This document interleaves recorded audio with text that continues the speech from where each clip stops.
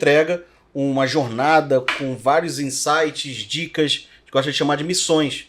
E a ideia aqui desse espaço agora da X-Mission é o quê? Atualizar essas missões com as dicas de cada um que vem aqui. Então por isso que você precisa ativar o sininho aí para poder acompanhar, porque sempre tem dica nova e a gente vai atualizando o X-Mission dessa forma, né? Então, ou seja, vamos falar aqui de dicas de missões e tudo que você fez lá que tem dado certo, o que você fez que deu errado, que você não faria. Então essa é a ideia.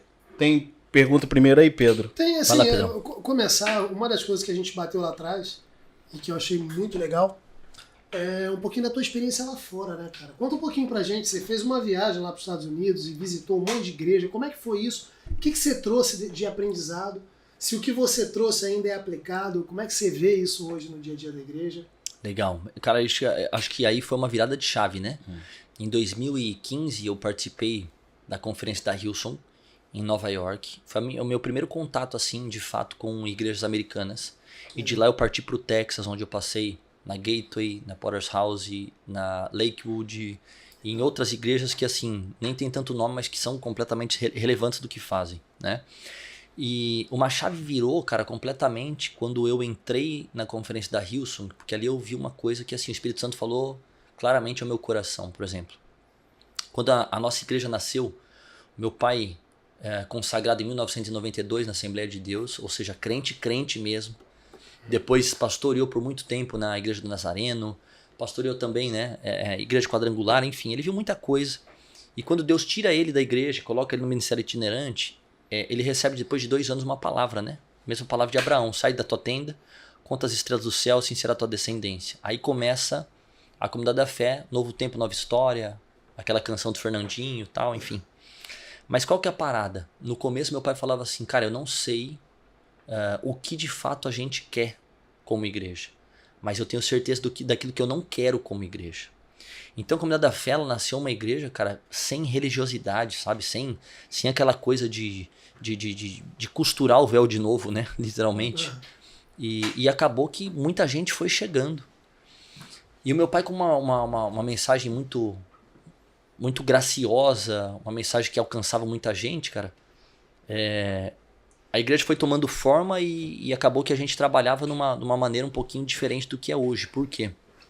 Naquela época tinha os obreiros, os diáconos, as pessoas estavam ali todas de terno, né? E quando eu cheguei na conferência da Hillsong, aí que a parada virou pra mim. Porque quando eu cheguei, cara, tava todo mundo com uma camiseta preta. Acho que era Serve God, Serve People, ou alguma coisa assim, enfim, né? Servir a Deus é servir pessoas, amar a Deus, amar a todos, acho que era essa frase. E aí, quando eu comecei a ver, cara, as pessoas que estavam envolvidas na conferência servindo, eram tipo assim, pô, tinha negro, tinha branco, tinha gordo, tinha magro, tinha alto, tinha baixo, tinha gente de idade, tinha gente nova, tinha anão, tinha gente tatuada, tinha gente tradicional, cara, tinha todo tipo de gente. E quando eu comecei a olhar aquilo e ver todo mundo diferente, mas no mesmo propósito, na mesma causa, o Espírito Santo falou assim pra mim, falou, Felipe, tá vendo isso? Começa a reparar bem nisso. Esse ambiente vai ser muito parecido com o céu. Eu não tô falando no fator conferência, eu tô falando no tipo de pessoas. Várias pessoas diferentes, mas todas ligadas em um único propósito. E eu falei, cara, olha que legal, porque quando eu comecei a ver a minha volta, tinha família, tinha gente de idade, tinha gente tipo assim de outros estados, de outros países, enfim.